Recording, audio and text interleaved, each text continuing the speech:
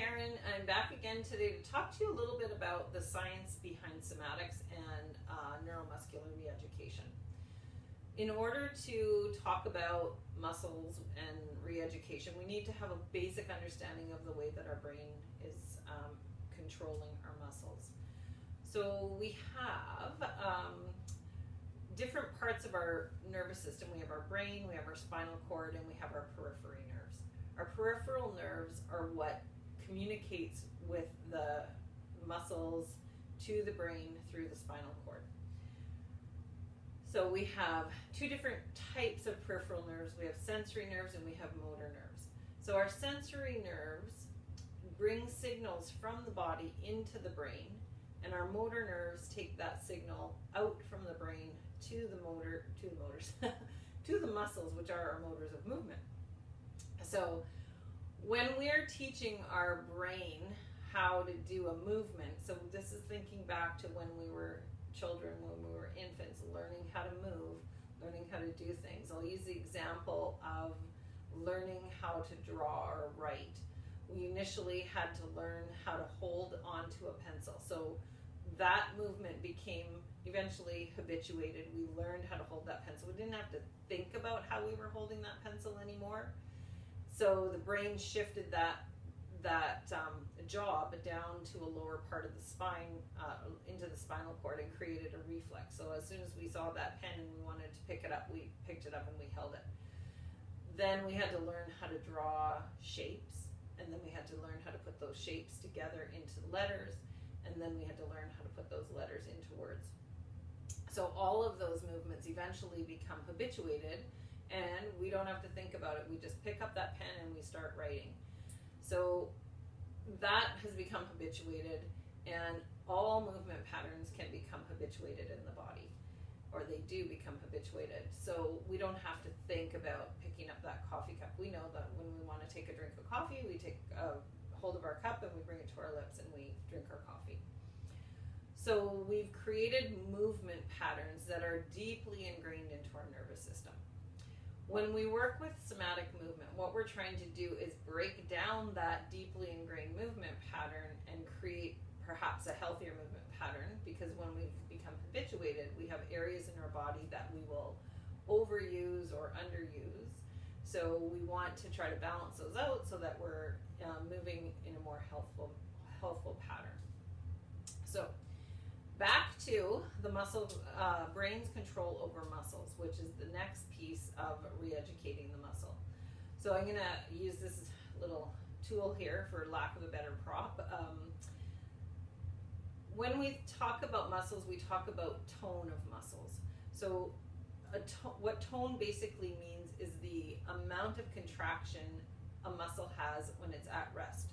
So if a muscle has, say, 40% tone, it's going to have 40% of its muscle fibers or muscle length at contraction, or that are in contraction. So if we think this muscle at rest, perhaps maybe this is rest at 100%, where all the muscle fibers are relaxed, but your muscle tone, if it's set at 40, we're going to have a little bit tighter muscle. So when we work with somatics, what we're trying to do is re-educate the tone of this muscle, which is different than stretching. So if I have the, if I have this muscle tone set at 40 and I feel tight, I'm going to stretch my body. So I'm going to stretch and I'm going to lengthen that muscle out, and then there's a pull on that muscle, and then I'm going to relax that muscle, but it comes back to the same resting length. So it's still at 40% tone after I've released that stretch. That stretch, however, has made things feel a little more relaxed, because by stretching that muscle, I've also had an impact on the blood vessels, and so that muscle gets a little more circulation, and that's what we feel when we stretch. When we do what's called appendiculation in somatics, we're working with those sensory and motor nerves to re-educate this muscle. So say this is at 40% contraction, we're going to contract that muscle. We go into the pattern of contraction, so whether it's a muscle or muscle group, we contract it and we really pay close attention to the sensation of that contraction. And then we might pause there for just a moment with that contraction held. And then we slowly let that contraction release. And as we're letting that contraction release, the muscle or the brain is understanding now that that muscle can relax. So we're re-educating that muscle to maybe now set its resting tone. Maybe it's going to go down to 35%. So its resting tone has changed. Then we're going to go back into that contraction again. So we contract again with great awareness of what it is that we're doing, paying attention to that contraction. And then again, slowly allowing that contraction to release.